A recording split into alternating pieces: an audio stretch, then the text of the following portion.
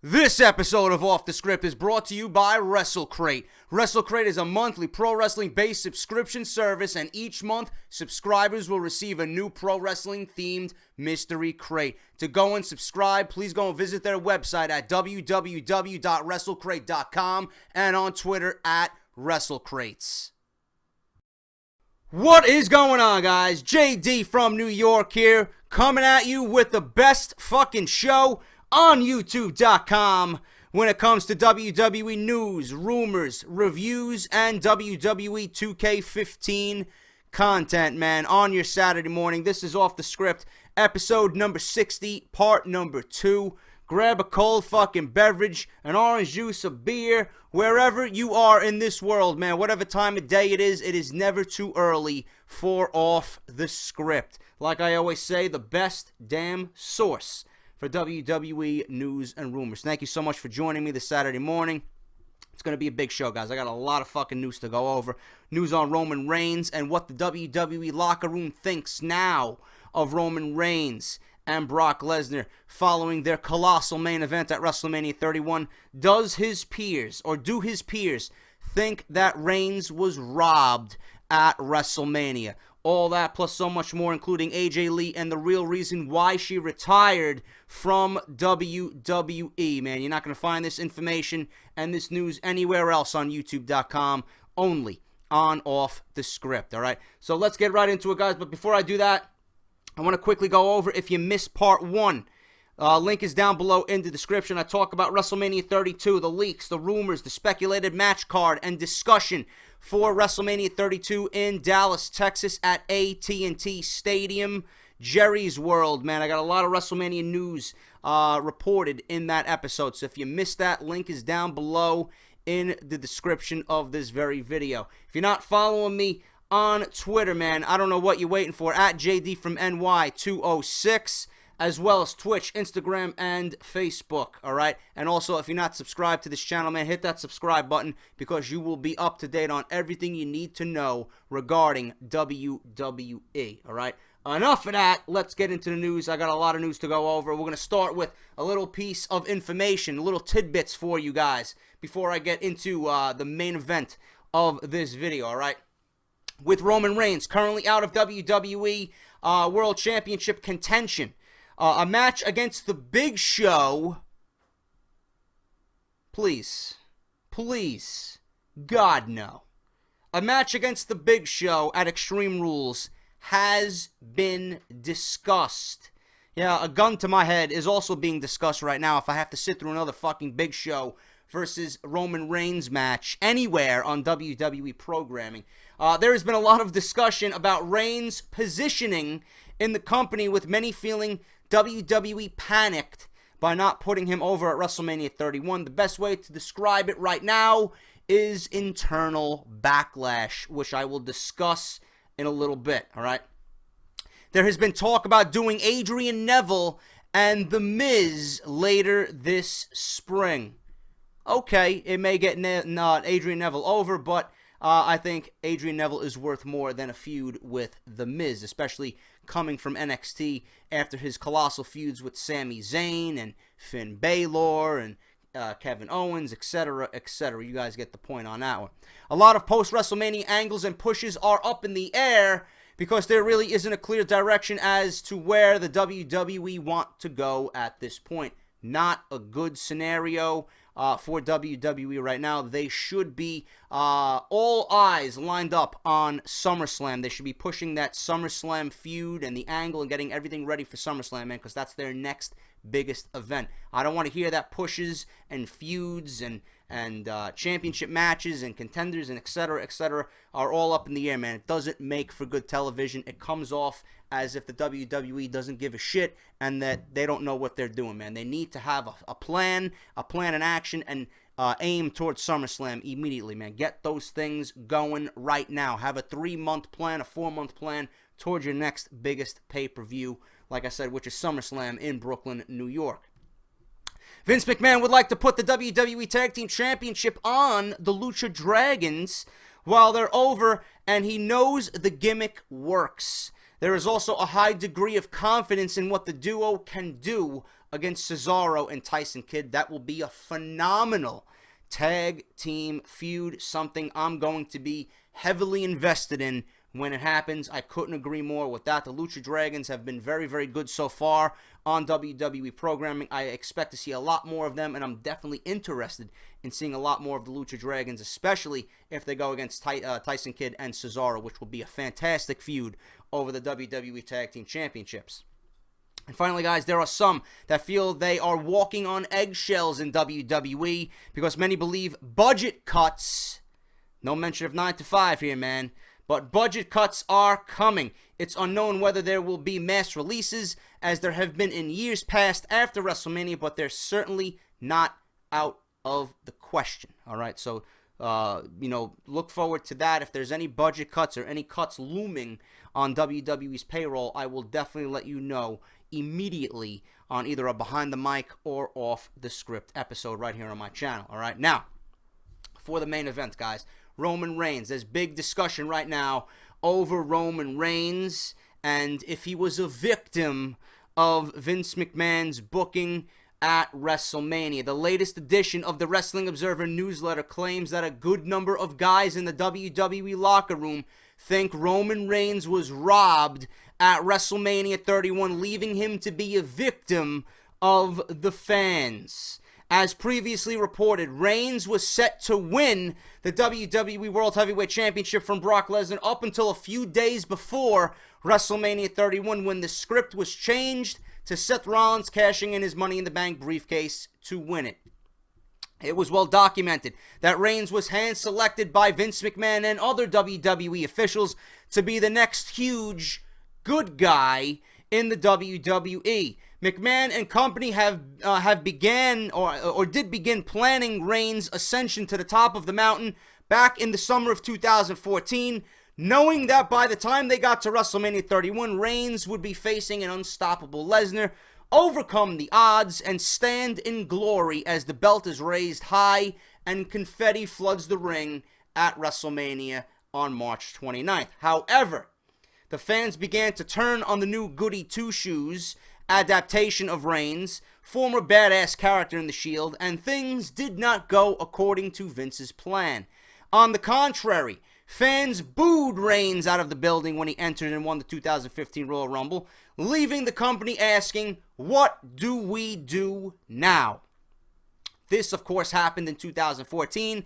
If you guys remember, when fans wanted Daniel Bryan to win the Royal Rumble match and headline WrestleMania 30, but the company brought in Batista after a 4-year absence to do so, and the crowd quickly ruined that entire event in a good way because it was very memorable. When Daniel Bryan did not come out at number 30, Rey Mysterio was introduced at number 30 and was booed out of the fucking building, and the entire crowd in Pittsburgh just demolished that outcome of the Royal Rumble. All right, now, as you know, Batista went on to WrestleMania 30. They wanted him to main event against Randy Orton at WrestleMania 30.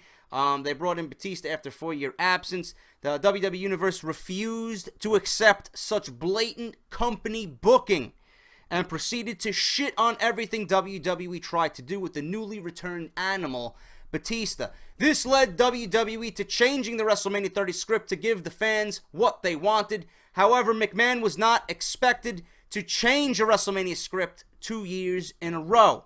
Remember, I reported that WWE and Vince McMahon did not and refused to change the script to appease the Daniel Bryan fans and put him in the main event. But Vince McMahon did it anyway and changed the script again for a second year in a row.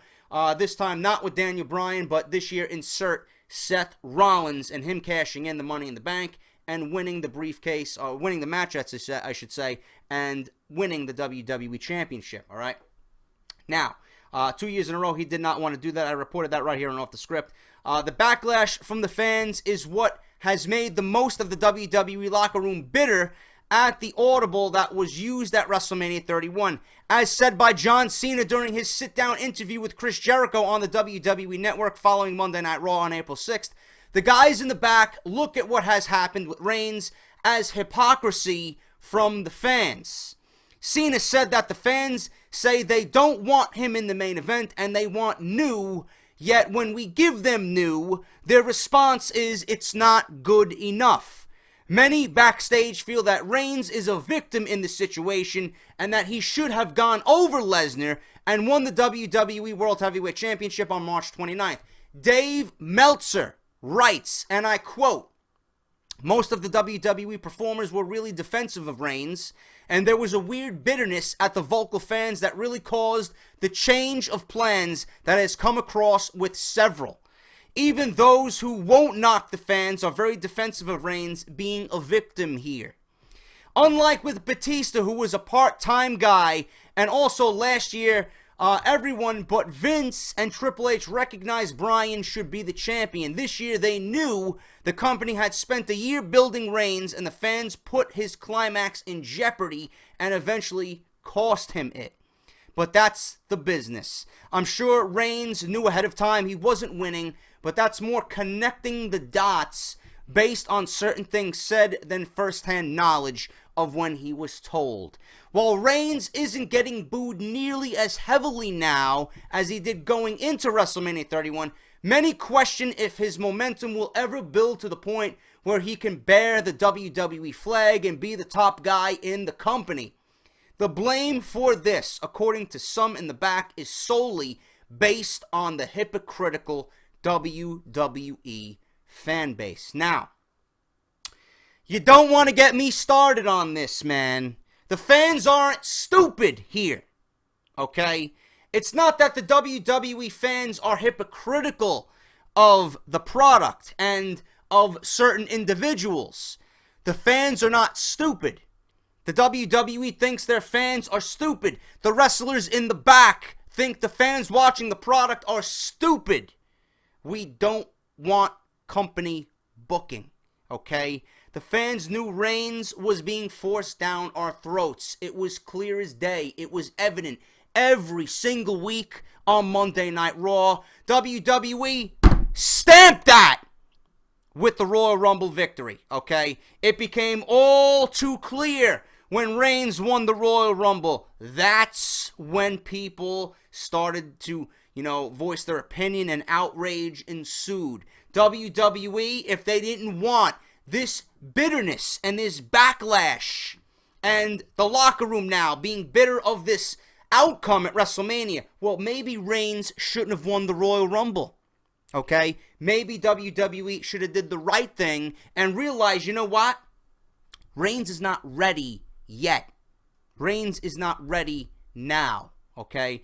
Now that you look back at it in retrospect, okay, I'm okay with the decision, okay? We got to the outcome of Reigns and Lesnar. We got that great match with Reigns and Lesnar at WrestleMania. It opened up a lot of eyes, especially this viewer, okay? I listened to everyone under the fucking sun review WrestleMania. Everyone said the same thing that I said. That match made the entire event worthwhile, man. Reigns proved something to you, to me, and everyone else. All right, now he has to continue to work hard and get to that point where WWE expects him to be. He had a match against Daniel Bryan at Fastlane. Great. All right, I even went on to say in my review that that was the best match Reigns was a part of. A lot of it had to do with Daniel Bryan. Anyone who steps in the ring with Daniel Bryan is immediately a fucking made man, okay? Because Daniel Bryan knows how to control a match and the tempo in which the match is paced. Now you go back to WrestleMania. He's got Brock Lesnar staring him across the ring at WrestleMania in the main event at WrestleMania 31, right? These are two completely different guys, Bryan and Lesnar. Reigns matched wits with Bryan. Reigns took a fucking beating from Brock Lesnar and smiled as he did it. Okay? Reigns deserves credit for being in the ring and delivering 2 pay-per-views in a row against 2 wrestlers who are fucking polar opposites of each other, man. Reigns went against Lesnar and Bryan and succeeded to give us memorable fucking matches. You look back at that WrestleMania main event against Brock Lesnar, and it still gives me goosebumps talking about it, man. The way it was just brilliant. It was brilliant. And with Brock Lesnar being busted open hard way, The fucking gods of WWE shined down in that very moment and added that red color to the match, which just painted the fucking picture of what needed to happen. And it made Roman Reigns look even better. Brock Lesnar bleeding profusely from that ring post shot made Reigns look even better than what had happened previously in that match. The blood made that match all the more memorable, and it made Reigns a fucking superstar, a stud. Now he needs to continue that. Do I think the guys in the locker room need to be bitter over this? No. What does that say about Seth Rollins? You're shitting all over Seth Rollins' hard work, man. Seth Rollins was in the boundaries of using Money in the Bank correctly, all right? Vince McMahon knew Reigns was not going to be, adored at the end of WrestleMania if he beat Brock Lesnar clean. I don't think Reigns should have even been in discussion to beat Brock Lesnar clean because you signed Brock Lesnar to a 3-year deal, and Lesnar is worth much, much more than that. All right, you got to build Lesnar up to be a superstar. You don't want to put him in jeopardy of being crushed after you built up Lesnar. You built up Lesnar just as much as you did Roman Reigns, if not more. Why would you want to put that in jeopardy as well? You have to maintain Brock Lesnar's luster and fucking, whatever, man. His legend. You gotta maintain that. Now that he's going to be gone till SummerSlam, you got to paint the picture of Brock Lesnar being a conqueror. You can't do that if he's pinned at WrestleMania and losing the title. You can't do that way. They did it the way it needed to happen. Seth Rollins stole it from both Lesnar and Reigns while making Reigns look good and Lesnar looking just as good. That's all that needed to happen, man. It was perfect. The bitterness needs to fucking go out the window. The people complaining, shut the fuck up. That's all I got to say about that. What had happened at WrestleMania is exactly what needed to happen. Is Reigns the victim? No. Reigns actually walked out of WrestleMania a bigger star than the WWE thought that he was. Now it's up to him to build momentum and take this and run with it and fill in the missing pieces to the puzzle to make himself the next guy that WWE wants to put the belt on. That's all he needs to do, man. Work towards that goal. He's on his way there, but right now is not the time. Seth Rollins is the heel champion. I think the WWE championship being on Seth Rollins is a good thing. We're going to get matches with Reigns. We're going to get matches with Bryan. We're going to get matches with Orton. You could put, matches with Lesnar, hopefully. Rollins needs to be built up as a great champion. You guys are worried that he's going to be built up as a cowardly champion. Seth Rollins can be built up as a cowardly champion, but every time he gets in that ring, he's going to deliver, and he can deliver a 5-star WWE Championship match. So that's null and void, okay? But Seth Rollins deserves this moment in the sun, man. He's worked his fucking ass off. In fact, he's probably more deserving than anyone on the roster in 2014 going into 2015. So, like I said, the decision was a right one. So leave it at that. Reigns was not the victim. Reigns actually came out of WrestleMania looking great. So leave it at that, all right? I'm not talking about that anymore. I know I went on a little bit of a tangent, but that's the way I feel about this story, particularly with Roman Reigns, all right? Roman Reigns is growing on me, but I don't want him shoved down our throats, and I don't want him in matches with the Big Show, man. That will do nothing for him in the long run. AJ Lee. New reports have provided details as to why AJ Lee retired from WWE the week following WrestleMania 31. As previously reported, WWE and Lee announced that the former 3-time Divas champion had decided to retire from not only the company but sports entertainment altogether on April 3rd. According to Dave Meltzer from the Wrestling Observer newsletter, Lee retired from not only WWE but professional wrestling in general. Using the term retired means that she could get out of her contract with the company, but adds some stipulations to her next steps as well. The former Divas champion cannot work in any other wrestling promotion under the status of retired. Using that option to get out of her contract means that she cannot appear in any other company until the remainder of her WWE deal runs out. At that time, Lee can compete for any other company that she wants, and she can come out of retirement as well. Lee reportedly waited to inform company executives about her decision to retire until after WrestleMania. WWE's biggest annual event. However, many backstage believe that she would be exiting the company sooner rather than later. Although she probably knew that she would be leaving WWE during the week of WrestleMania, Lee went on to work the Show of Shows and Monday Night Raw on March 30th. She competed in a 6-diva tag team bout, which will go down as her last WWE match ever, which I explained on Off the Script yesterday in part 1. Lee did not inform WWE brass that she would be retiring after WrestleMania 31 in fear that they might have scripted her to lose at Mania. The victory not only gave her an undefeated streak at WrestleMania that can never be broken, but it also allowed a notch in the win column for Paige, who is someone Lee is in very much support of in the company. However, everyone backstage anticipated Lee's departure as WWE is supporting Dr. Chris Amon's lawsuit against her husband, CM Punk. Although Lee continued to work a few dates for the company after the legal battle began between WWE and Punk, most backstage believe that the work environment would be too awkward for Lee to remain in the company for the long haul. That is the reason AJ Lee left and retired from the WWE. So you guys don't need to speculate anymore. That is the reason why Lee is no longer with the WWE. In the latest edition of the Wrestling Observer newsletter, they have revealed details regarding a possible Triple H versus The Rock match at WrestleMania 32 at AT&T Stadium on April 3rd, 2016.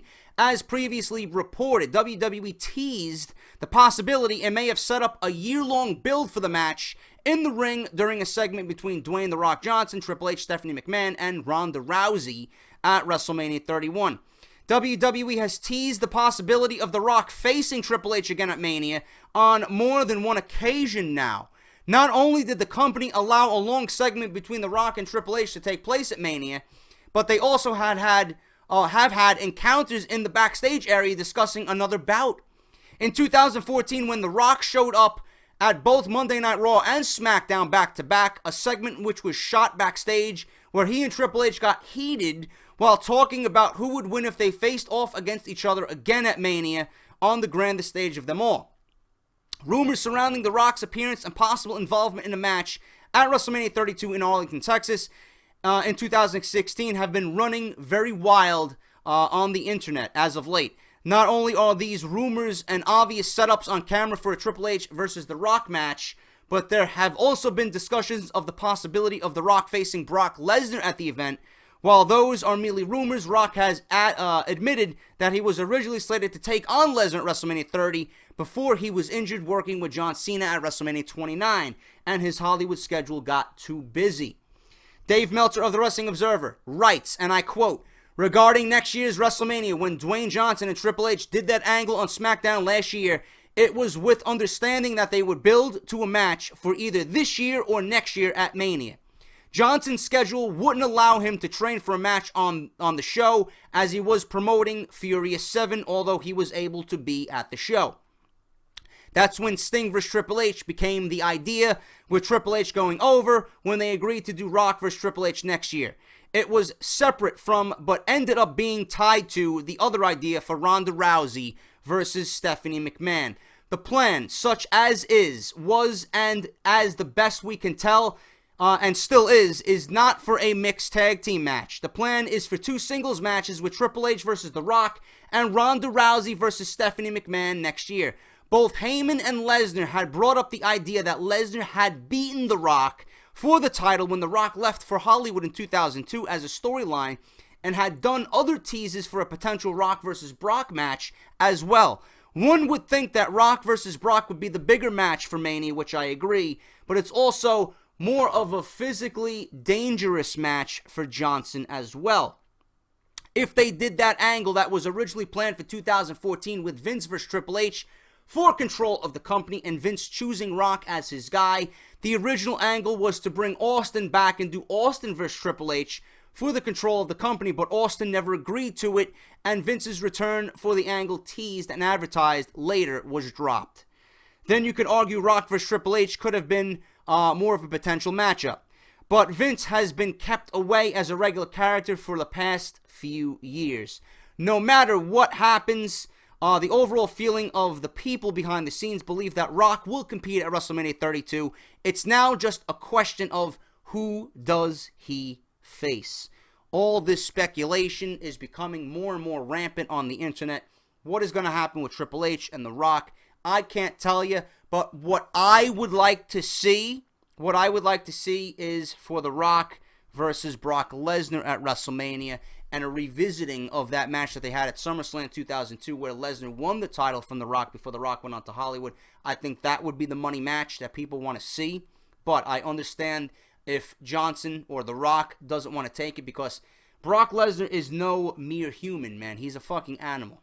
His style now is coming into play. It's becoming a little bit more keen for Lesnar to be a beast inside the ring, man. Suplexing left and right, and just more of a physical style. So I'm not sure if Johnson, or The Rock, I should say, wants to be in that type of match. So, like Dave Meltzer says, it's looking like The Rock will be at WrestleMania, but it's more of who will he be facing at the biggest show that WWE ever puts on.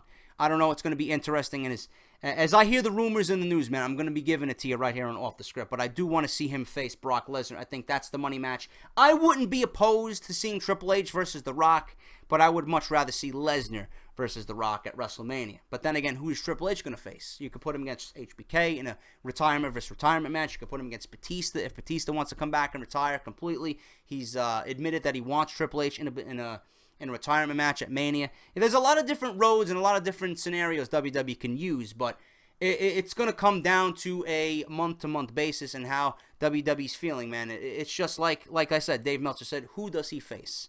You know he's going to be there. What's going to happen is the question. Both Abdullah the Butcher and Paul Bearer, WWE Hall of Fame rings, are for sale on eBay. As previously reported this week, Abdullah the Butcher, real name Larry Shreve, has his ring on the market for $20,000. However, now it appears as if Paul Bearer's ring is now for sale as well. Bearer, real name William Moody, passed away in 2013 and was one of the inductees to be honored in the WWE Hall of Fame class of 2014. His authentic Hall of Fame ring is on the market for $20,000 as well.